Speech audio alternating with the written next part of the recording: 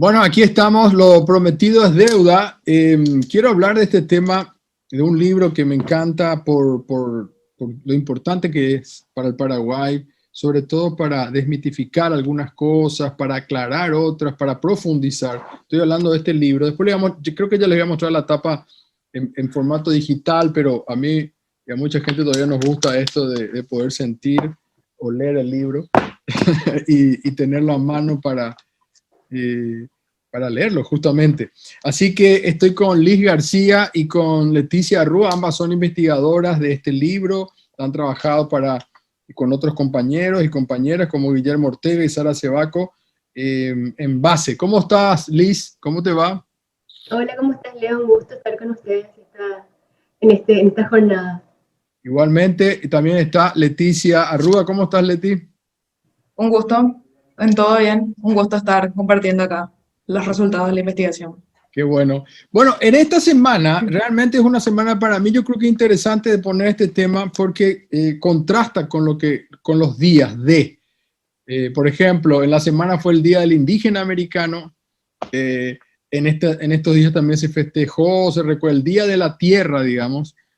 Sin embargo, ¿qué le estamos haciendo nosotros a la tierra? ¿Qué le estamos haciendo a las comunidades indígenas y campesinas con este modelo sojero del agronegocio, como dice acá, ¿no? Radiografía del agronegocio sojero. Hay un material que quiero poner, eh, por favor, de manera introductoria, que es de base justamente para que nuestra audiencia pueda entender de qué va todo esto.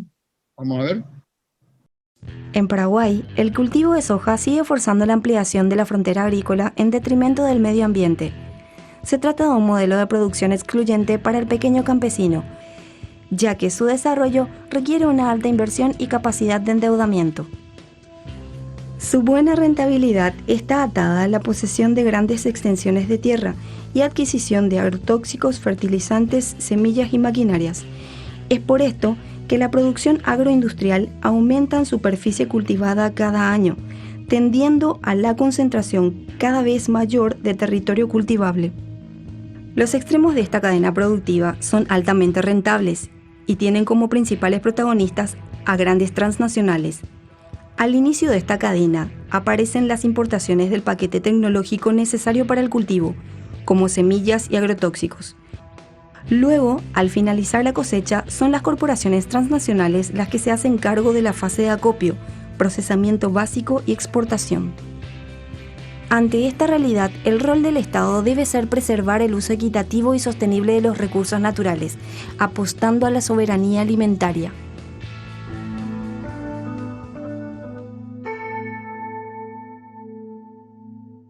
Bueno, así que de eso va el material del día de hoy. Para arrancar me parece importante, hay algunos temas como esto de que se alimenta al mundo, como esto que aportan mucho, como esto que los paquetes tecnológicos y los transgénicos son importantes, por eso hay un gran rendimiento, digamos, y creo que hay muchas cosas que contrastar, pero podemos arrancar con cómo fue el avance de la superficie de esta soja, Liz, por favor. Sí, realmente en la actualidad hay más de 3.600.000 hectáreas de tierra que están cultivadas con este producto del agronegocio que es la soja. Y para poder explicar este enorme avance de la soja transgénica en nuestro país, es necesario remitirnos a la historia, ¿verdad?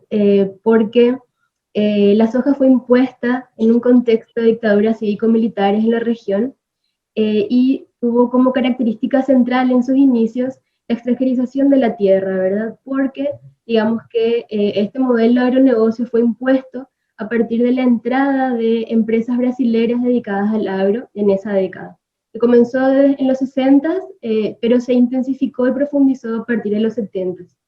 Y desde ese momento hasta ahora ha crecido de una manera muy intensa el cultivo de soja en nuestro país. Digamos que a partir del avance de la frontera agrícola brasilera sobre nuestro territorio.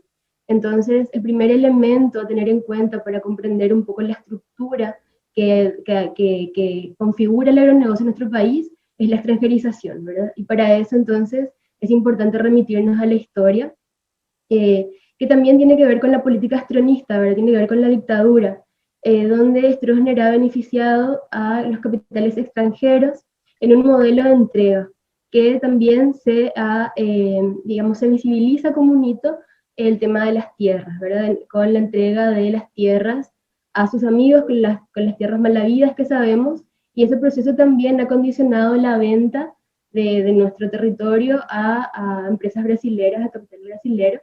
Entonces, digamos, ese es el origen de este modelo que tenemos en la actualidad. Y Es como que, es Liz, como que da la impresión, digamos, ¿no? Pues yo recuerdo cuando viajaba a Brasil desde chico y veía en el lado brasilero las plantaciones. Incluso en algún momento cuando yo era chico y no era consciente del daño ambiental en una parte, ¿no? Me parecía que estaba buenísimo eso, ¿no? Ver tantas hectáreas verdes de agricultura. Sí. Pero digo nomás, es como si hubieran pasado la frontera, y por eso es que está muy vinculado y se dice brasiguayos, ¿no? Y no es despectivo de ninguna manera, pero parece ser como que van entrando, Alto Paraná, Itapúa, Canindeyú, etcétera, etcétera, y ya están en, no sé, en Caguazú, y dentro de poco vamos a ver soja plantada como Villa. El otro día en un tweet que alguien de estos grupos ya más o menos quería que pongan entre los edificios. Ahí dentro de poco, entre el paseo, la galería, ahí entre medio va a haber, en vez de árboles va a haber soja. Así es. Y lo importante de entender no es una cuestión que tenga que ver con la viveza, entre comillas, de los brasileros, no tiene que ver con eso, sino con una política de Estado desarrollada durante la dictadura, donde se ha beneficiado al sector empresarial brasilero con un montón de beneficios, así como vemos actualmente, a partir de lo que se llamó la inversión extranjera directa, ¿verdad? Hay un montón de estímulos para que eso fuera posible. Por ejemplo, a partir de créditos que fueron entregados por el Banco Nacional de Fomento a estas empresas brasileras, cuando el campesinado paraguayo no podía acceder a ellos. Entonces, digamos que es importante entender esto no como una cuestión ligada a la nacionalidad, ¿verdad? Sino a una política de Estado vinculado a la entrada de relaciones capitalistas de la mano de empresas brasileras en nuestro territorio. Y también, digamos, dentro de relaciones geopolíticas de subordinación hacia Brasil, que se profundizó con fuerza durante la dictadura estronista. Y eso vemos desde la estructura de la tenencia de tierra, que actualmente el 18% del territorio está en manos extranjeras, particularmente brasileras, y también con otros elementos como, por ejemplo, fue el Tratado de Itaipú. O sea, digamos que en ese contexto se da este control territorial desde la producción agrícola en nuestro país, y tiene que ver con un periodo, ¿verdad?, en donde fue impuesto, también en el marco de la Revolución Verde y créditos para el progreso, este modelo de desarrollo que está orientado hacia la exportación de commodities en lugar de una producción agrícola que sea soberana y que dé alimentos para el pueblo. Ahora le paso a Leti. La palabra Revolución Verde es solamente un título mentiroso en realidad, ¿no? Pues pareciera como si fuera algo hasta orgánico, ¿no? Es Revolución Verde, mira qué bueno, es como medioambiental. Es decir, el negocio es mayormente de brasiguayos y de empresas transnacionales. La ocupación en Paraguay sobre campesinos indígenas y mucho glifosato y veneno en nuestro territorio, y el dinero no queda porque queda muy poco impuesto y va muchísimo a San Pablo, allá sobre la avenida Paulista, donde están los grandes centros de negocio. Leti, obviamente para plantar soja se necesita semillas. Entonces, por un lado, hay semillas que son todas transgénicas y vienen con un paquete, es decir, no es solamente la semilla. Y ya no son los dueños de la semilla los campesinos que fueron históricamente, sino ya son dueños en cualquier parte del mundo. Sí, el término revolución verde de hecho es bastante confuso. Viene, si vamos a hacer un recuento histórico del término, viene de los años 50, después de la Segunda Guerra Mundial, cuando toda esta maquinaria científico-tecnológica desarrollada a partir de este periodo empieza a volcarse hacia el área agrícola y médica, principalmente en el control de las ciencias biológicas. Y las dos grandes vertientes fueron la medicina y la agricultura. En la agricultura justamente pasa esto que decís, el desarrollo de semillas, tanto el mejoramiento genético tradicional como en semillas modificadas genéticamente, que se da ya entre los 80 y 90. Y como ya mencionás, no es solamente la semilla. La semilla de alto rendimiento se define de esa forma por su capacidad de absorber nutrientes del suelo y por su capacidad de gastar toda la energía de la planta en crecimiento. Entonces, si lo único que puede hacer es absorber nutrientes, significa que es mucho más extractiva de las materias que componen el suelo. Por lo tanto, en este contexto de 30, 40 años de producción de soja, eso solamente puede ser cubierto por fertilizantes químicos. Entonces, para que mi semilla funcione como de alto rendimiento, yo necesito una cantidad cada vez más creciente de fertilizantes. Y este mercado en Paraguay está concentrado estrictamente en la importación. En Paraguay no existe prácticamente producción local de fertilizantes que pueda cubrir la demanda. No existen las bases naturales, digamos de alguna forma, que se requieren para la industria, como las rocas fosfatasas, potásicas, para entrar en eso. Entonces, se nutre estrictamente de la importación. Y un detalle ahí es que las empresas que importan los fertilizantes son las mismas que exportan la soja. Tenemos a Bunge, LDC, Cargill. Estas empresas principales importadoras de fertilizantes son las principales exportadoras de soja. Es un negocio redondo. Es un negocio redondo. Es un negocio redondo. Puedes hacerte la película que en el container llevan soja y traen fertilizante. Entonces el negocio es redondo. Y eso por el lado de los fertilizantes. Cuando hablamos de fertilizantes, estamos hablando, a ver digamos, de productos, digamos, que van a supuestamente mejorar. Hay algunos que se llaman mata todo, o sea, le mata todo lo que hay en el suelo, todo lo que nosotros, los ecologistas, y nos gustan las cuestiones orgánicas, queremos conservar el suelo, todo eso mata todo. Y solamente queda la soja en este caso, digamos. Y estamos hablando también, cuando se dice fertilizante, hablamos también de lo que yo digo veneno directamente, como el glifosato, ¿o son cosas distintas? Son cosas distintas. Fertilizantes serían todo lo que se aplica en el suelo para que la planta absorba, como que nutrientes, como tus vitaminas. El caso de los pesticidas, a lo que le llamas matatodo, como el glifosato, esto entra en el grupo de los pesticidas. Justamente esta característica de uniformidad genética de las semillas y la capacidad de aportarle los nutrientes de forma artificial, por lo tanto pueden crecer de forma desmedida, hace que yo pueda aumentar las áreas de producción en extensión de superficie de forma básicamente ilimitada, o aparentemente ilimitada, porque obviamente tenemos las limitaciones propias del espacio biofísico. Pero esta extensión, esta área tan extendida, afecta a los procesos propiamente ecosistémicos. Si vos ves un bosque natural, ahí hay un montón de especies todo el tiempo interactuando entre sí. Una especie le come a otra, esta le come a otra. Eso queda totalmente anulado en los espacios agrícolas, por lo que cuando ingresa un herbívoro como un insecto que come la planta, un honguito o cualquier cosa, este crece de forma descomunal. Entonces, la única forma de controlarlo es aplicando algo externo. O sea, todos los procesos ecosistémicos anulados por el modelo se suplantan con energía introducida desde el exterior en forma de insumos químicos.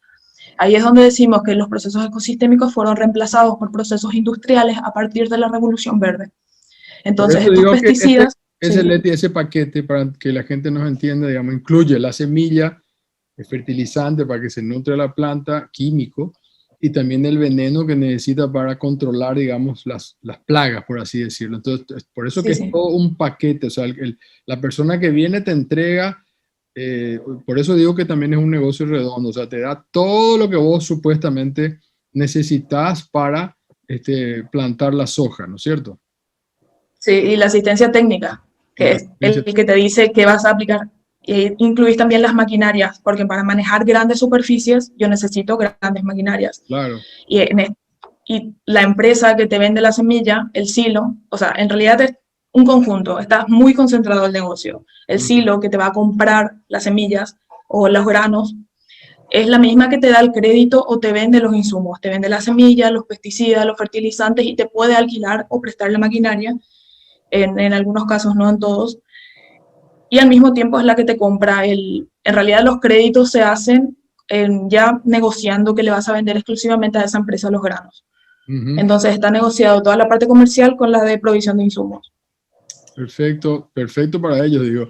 Liz, cuando uno cuando uno ve que ya hay un producto, digamos, estamos pensando que muchas veces se habla de la tierra y dicen, no, son pequeños productores, son pequeños productores. Es como que nos quieren meter eso en la cabeza. Son pequeños productores, uno se imagina, bueno, a lo mejor alguien que tiene 1 hectárea, 2 hectáreas, digamos. ¿Es así? Ese es un discurso de los voceros del agronegocio que está muy en boga últimamente, también vinculado por las evidencias sobre el impacto negativo que tiene el agronegocio en la desigualdad social, ¿verdad? O sea, realmente hay una mayor profundidad de la desigualdad y eso está a todas luces y sobre todo en este momento con la profundización de la crisis económica a partir de la pandemia, ¿verdad? Que ha llevado a un colapso sanitario y todo lo que vivimos día a día. Entonces, digamos que como parte de la estrategia de cocción ideológica, digamos, está en el discurso que la soja puede ser también plantada por pequeños productores.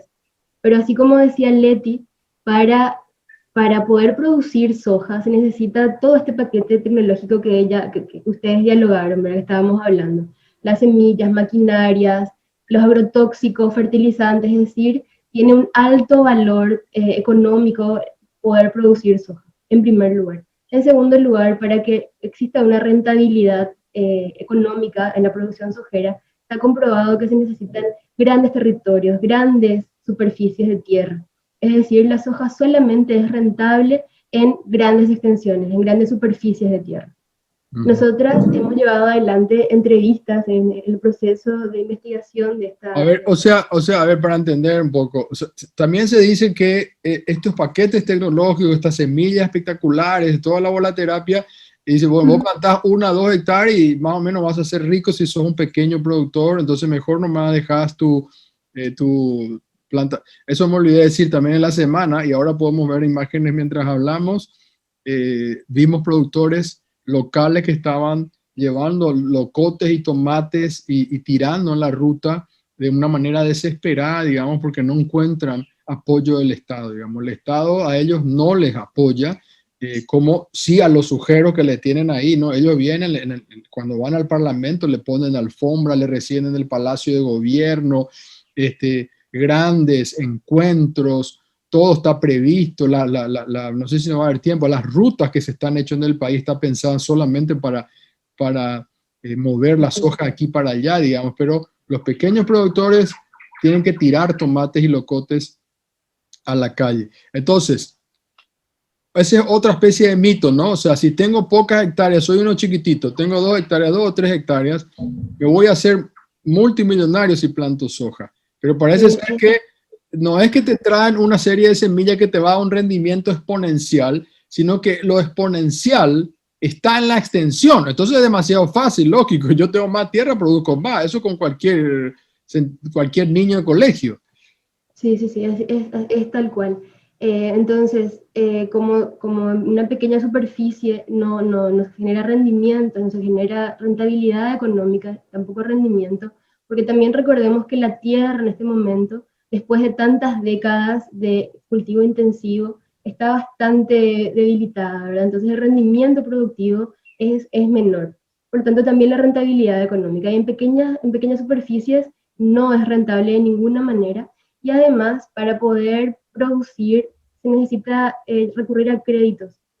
O sea, el sistema financiero está presente también como un actor dentro de la cadena productiva de la soja. Para los pequeños productores, esto resulta es imposible de solventar, ¿verdad? Sí. Entonces, entra dentro de una cadena que nosotras creemos, como hipótesis, puede llevar a la expulsión de estos pequeños productores por esa cadena de endeudamiento en la cual se someten a partir de este proyecto, a partir de estos proyectos que además son, en muchos casos, forman parte de política de Estado, ¿verdad? Es decir, de una alianza entre el Estado con los gremios productivos. Así es. Vamos a hacer una breve pausa. Yo recuerdo, ya mencioné esto más una vez, pero siempre voy a seguir mencionando que vi una publicidad hace, no sé, más de 10 años, esto en el diario Clarín de la Argentina, en La Nación y en otros diarios del continente, donde decía la República Sojera, y era como un mapa que entraba en Argentina, en Paraguay, en Brasil, es decir, ellos son una república, ellos hacen lo que quieren, ponen las reglas. Bueno, no lo que quieren, en Brasil y en Argentina le cobran impuestos al menos, acá en Paraguay siguen haciendo lo que quieren. Después de la pausa, la gran pregunta, ¿alimentan o no al mundo? Ya volvemos.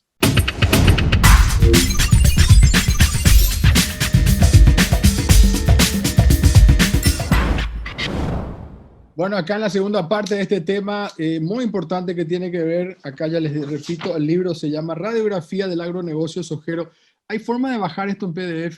Me olvidé de preguntarle eso al comienzo. ¿La gente puede acceder a esto de qué forma? Se encuentra en la página web de BaseIS, entran a la página y ahí encuentran el material en PDF. Es baseis.org, ¿te acordás? .org.py. Ok, ahí pueden bajar. Miren, es un libro extensísimo, un trabajo extraordinario, importantísimo que lean. Bueno, se habla de que muchos, yo le he escuchado muchísimo, no solamente aquí en Brasil, en otro país, alimentan al mundo.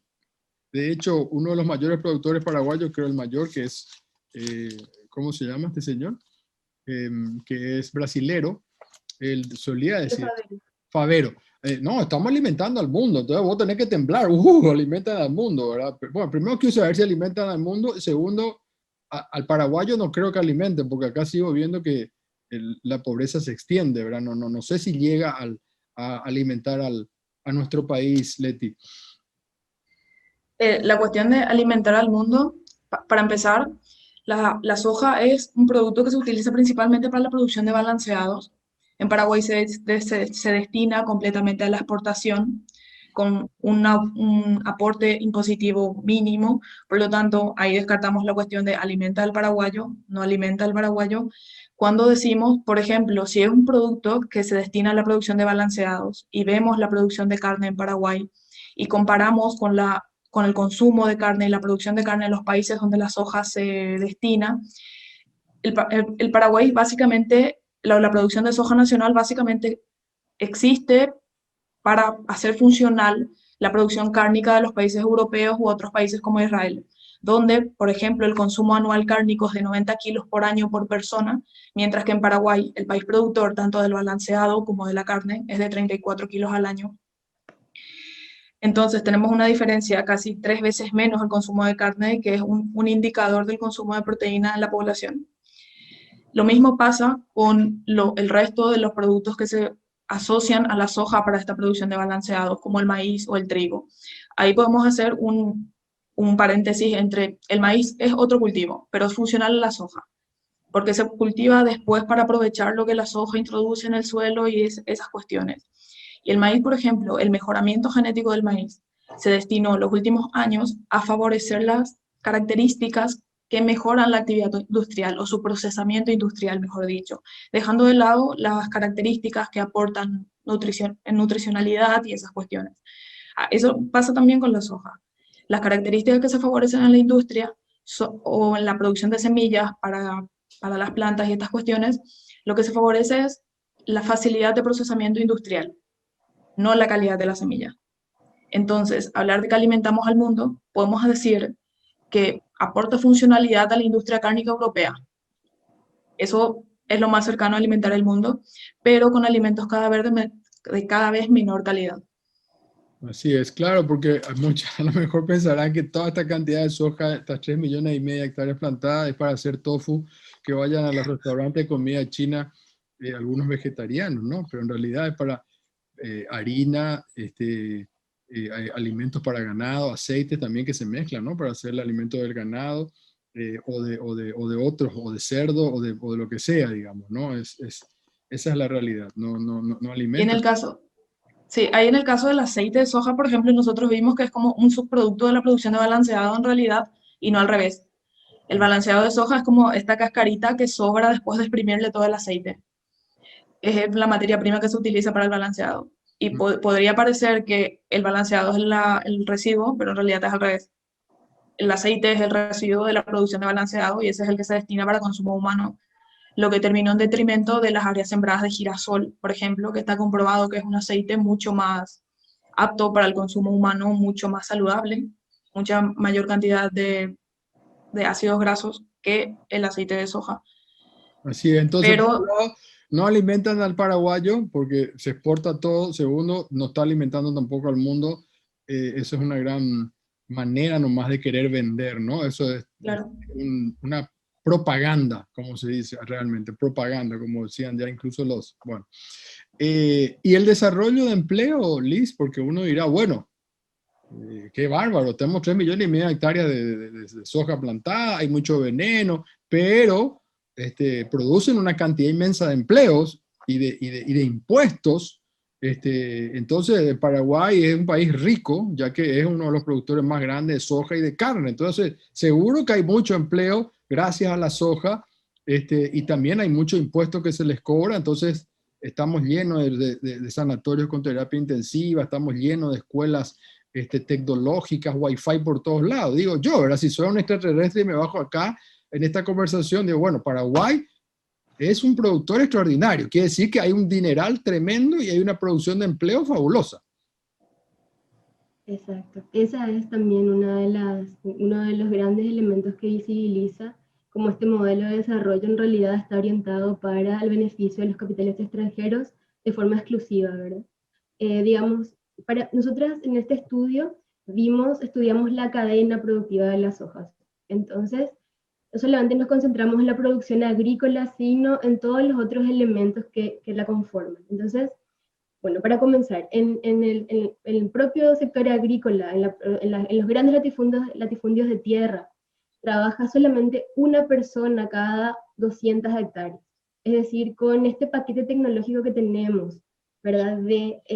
Con tractores, maquinarias, semillas transgénicas, agrotóxicos, la cantidad de trabajo que produce es mínimo, ¿verdad? Realmente es mínimo. Solamente en las cosechas se contratan algunas personas más que llegan hasta 5, de acuerdo a las entrevistas que llevamos adelante. Y esos trabajos además son sumamente precarios, se paga menos del sueldo mínimo, no tiene derechos sociales, es decir, hay una serie de condicionantes además que dan cuenta de una enorme precariedad en esos trabajos. O sea, es poco y es precario, es mínimo. Entonces también cuando se da el avance de la soja, además de la expulsión de las comunidades que genera su avance en la superficie de tierra, se da la expulsión de población campesina, también porque se quedan sin fuentes de trabajo, ¿verdad? Como tampoco el Estado apoya la producción campesina, los productos de la agricultura campesina se quedan sin precios, entonces se da una expulsión, además de todo lo derivado de los agrotóxicos, de las fumigaciones, que hacen imposible la vida en los territorios. Eso en la fase propiamente agrícola, ¿verdad? Después está todo el sector logístico, que también está involucrado en esta cadena, y también en ese sector, para la provisión de insumos, como para el acopio y la exportación, así como la industrialización, que es además marginal en nuestro país, como estábamos hablando. La mayor parte de la soja se exporta en granos, natural, en forma natural. Entonces solamente hay un valor agregado en términos logísticos. Entonces, el empleo derivado de eso tiene que ver con el transporte, o sea, se contratan choferes para el traslado de los elementos propios de esta cadena extractiva más que productiva. Y también son precarios, son pocos, son estacionales y no cuentan con derechos.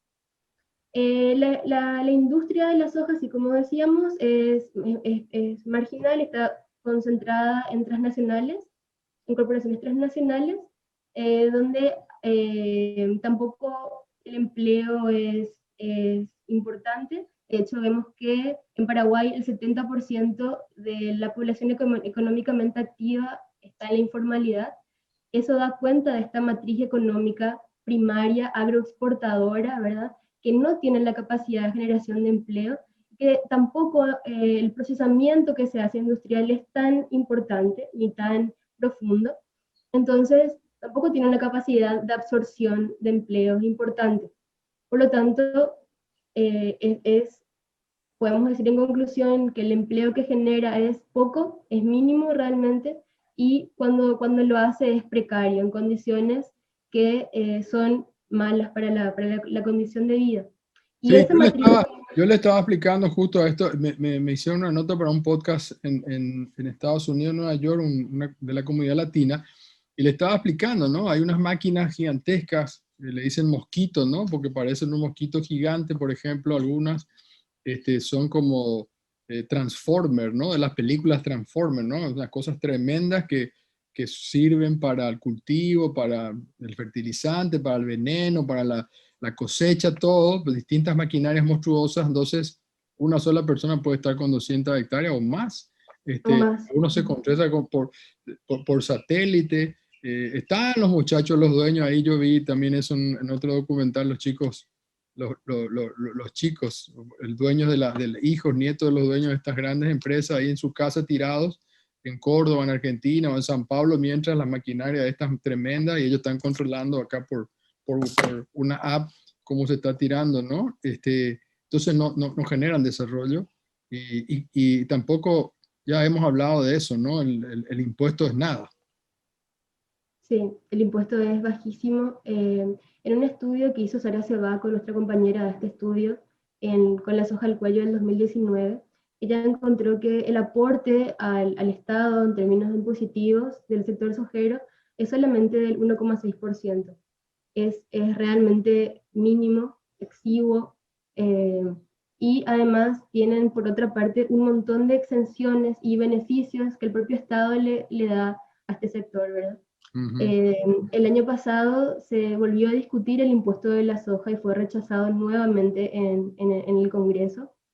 Y el correlato de esto tiene que ver con el endeudamiento, ¿verdad? Porque en lugar de tener fondos autónomos, lo que hace el Estado es endeudarse y el costo pagamos todas las personas que trabajamos, ¿verdad?